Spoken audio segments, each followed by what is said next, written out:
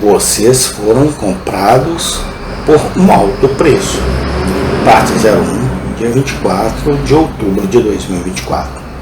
Vós não sois de vós mesmos, porque fostes comprados por um bom preço. Glorificai, pois, a Deus no vosso corpo e no vosso espírito, os quais pertencem a Deus. 1 Coríntios 6, 19 e 20. Nosso amado irmão Thomas, que por tanto tempo serviu essa igreja como honrado diácono, adormeceu em Cristo. Colocamos seus restos mortais na tumba. Seu espírito se alegra diante do trono de Deus. Nesse dia, agradecemos a Deus por sua vida útil e pedimos a graça de imitá-la. Antes de fechar os olhos na morte, deixou um texto da Escritura para os pastores. Cristo é tudo em todos. E ele deixou outro para seus companheiros membros da igreja. Para todos vocês neste dia que são membros do corpo de Cristo. Este é o legado que agora, como executor espiritual, apresento a você. Não sois de vós mesmos, porque fostes comprados por um bom preço. Portanto, glorificai a Deus em vosso corpo e em vosso espírito, que são de Deus. Não tenho dúvidas de que a intenção de nosso irmão falecido era promover Deus. Você notará que neste capítulo o apóstolo Paulo está lidando com os pecados da carne, com fornicação e adultério. Agora, é sempre extremamente difícil para o pregador falar ou descrever sobre esse assunto. Exige um maior cuidado para manter a linguagem guardada, de modo que, enquanto denunciamos o mal detestável, não o promovamos por uma única expressão que não deveria ser casta e pura.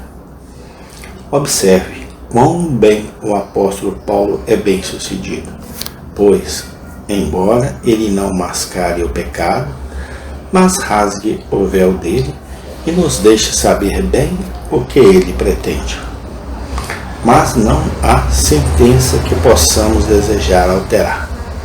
Nisto ele é um modelo para todos os ministros, tanto em fidelidade quanto em prudência. Certifique-se também de observar que o apóstolo, quando está expondo o pecado, não brinca com ele, mas como um poderoso caçador diante do Senhor, o persegue com todas as suas forças. Seu ódio por ela é intenso, ele o arrasta para a luz. Ele nos pede para marcar sua deformidade de onda. Ele o caça por todos os seus arredores. Pé quente, como dizemos. Ele nunca deixa tempo para respirar. Argumento após argumento, ele arremessa como dardos sobre ele. Ele de modo algum poupará a coisa imunda. Aquele que, acima de todos os outros, fala mais positivamente da salvação pela graça, e é mais claro sobre o fato de que a salvação não é pelas obras da lei, e ao mesmo tempo intensamente fervoroso pela santidade dos cristãos. É mais zelosamente denúncia aqueles que diriam: façamos o mal para que venha o bem. Neste caso particular, ele coloca o pecado de fornicação à luz do Espírito Santo. Ele ergue, por assim dizer, o candelabro de 7 braços diante dele e nos permite ver que coisa imunda é. Ele nos diz que o corpo é o templo do Espírito Santo e, portanto, não deve ser profanado.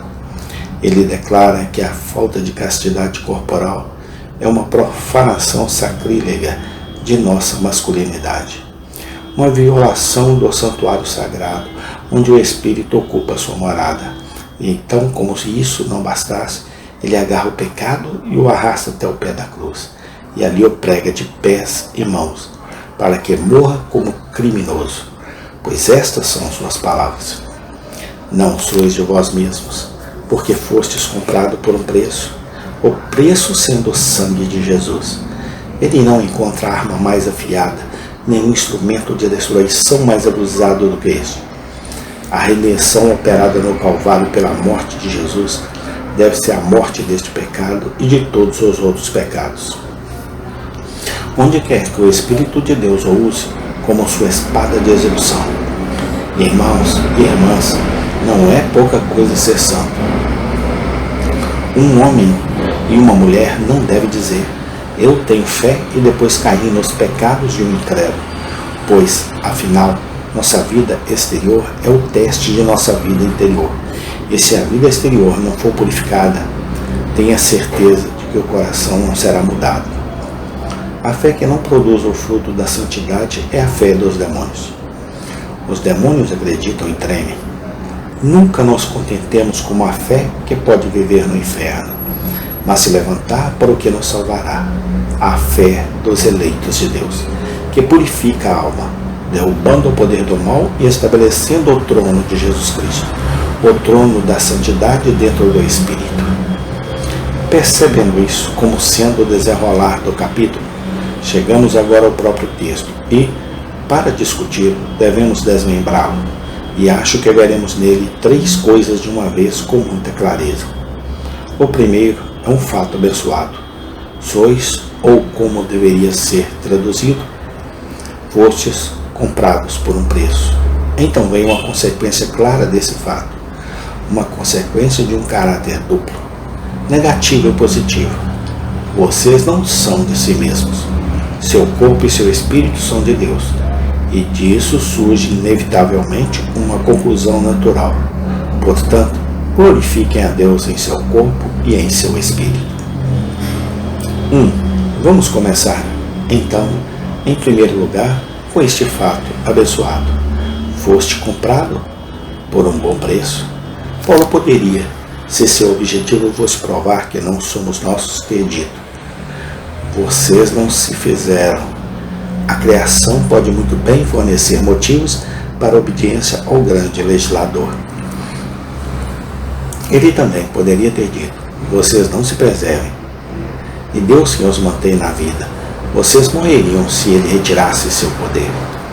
A preservação da providência divina pode fornecer argumentos abundantes para a santidade. Certamente, aquele que alimenta, nutre e sustenta a nossa vida deve ter nosso serviço. Mas ele prefere, por razões que ele mesmo conhece, que não seriam difíceis de adivinhar, defender o tema mais terno, a redenção. Ele soa aquela nota que, se não troveja com aquele estrondo de poder que marcou os 6 dias de trabalho da onipotência, ainda assim tem um tom suave. Amém. Tem continuação. Obrigado, ó Pai. Abençoa este estudo que está começando, ó Deus, no nome do Senhor Jesus Cristo. Amém e amém.